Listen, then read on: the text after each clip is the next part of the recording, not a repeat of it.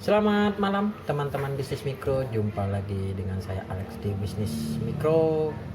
Pada malam hari ini saya akan membahas mengenai kenapa orang yang meminjam mekar itu bisa mendapatkan bantuan UMKM dari Bank BNI.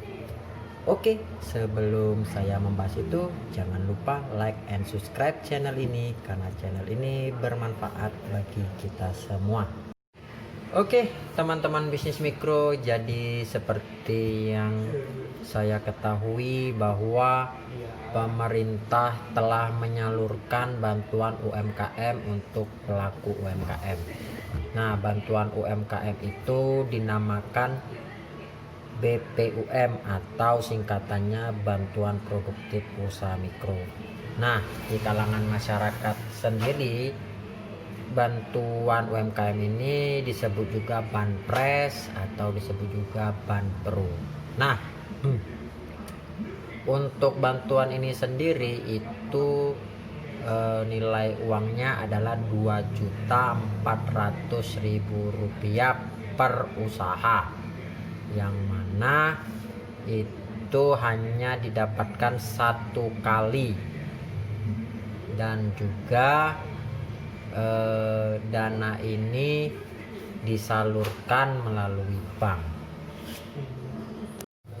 Adapun teman-teman, cara untuk mendapatkan dana ini harus memenuhi syarat-syarat sebagai berikut, yaitu yang pertama WNI, yang kedua itu memiliki usaha, yang ketiga itu bukan ASN, TNI Polri, pegawai BUMN ataupun pegawai BUMD, dan yang keempat itu tidak sedang memiliki pinjaman di perbankan, dan yang terakhir kalau tidak salah tidak menerima bantuan lain yang bersifat bansos, bantuan sosial.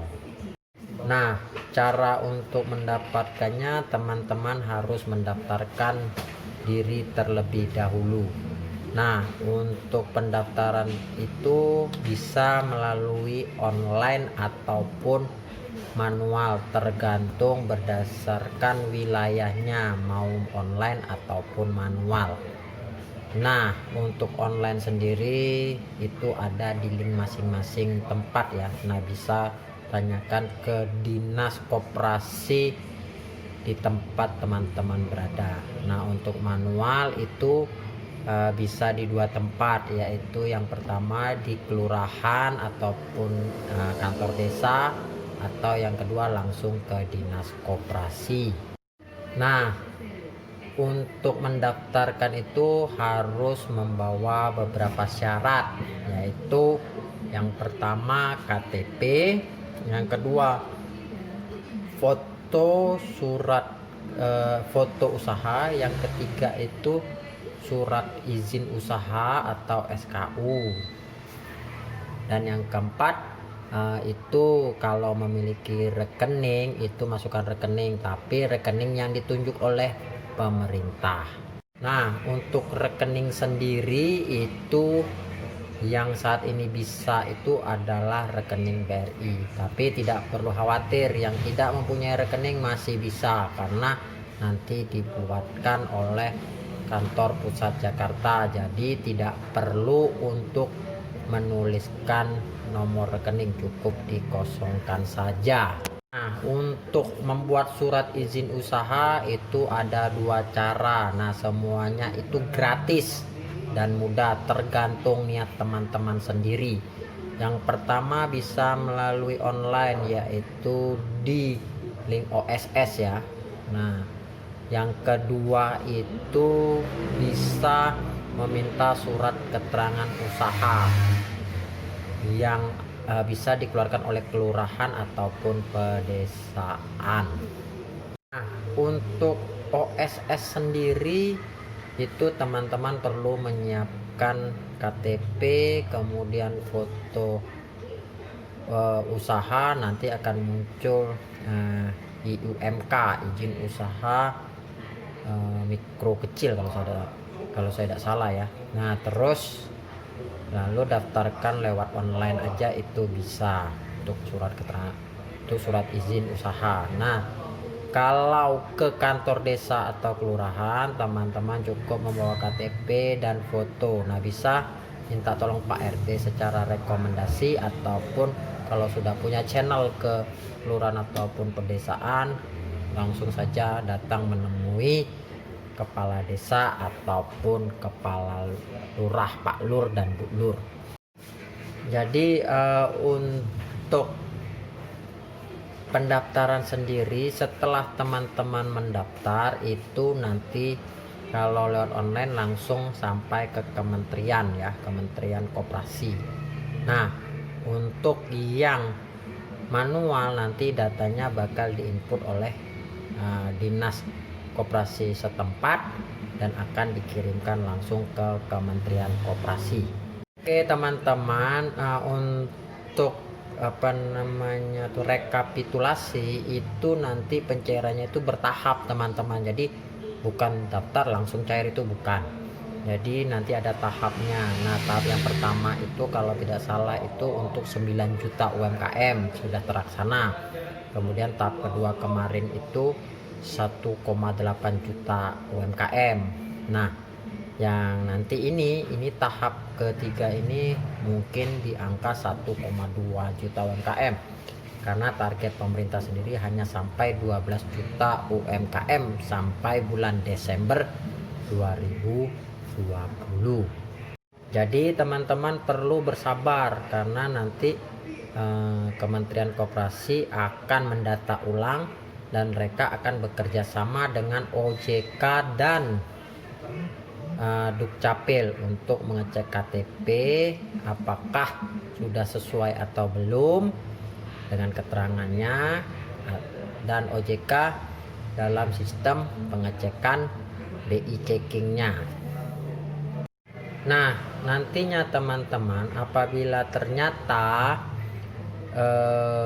sudah cocok, nanti uangnya akan dikirimkan ke rekening yang teman-teman daftar atau yang telah dibuatkan oleh kantor pusat. Jadi teman-teman itu akan mendapatkan SMS mengenai bahwa teman-teman terdaftar atau SMS notif uang sudah masuk ke rekening. Cuman nantinya akan diblokir terlebih dahulu.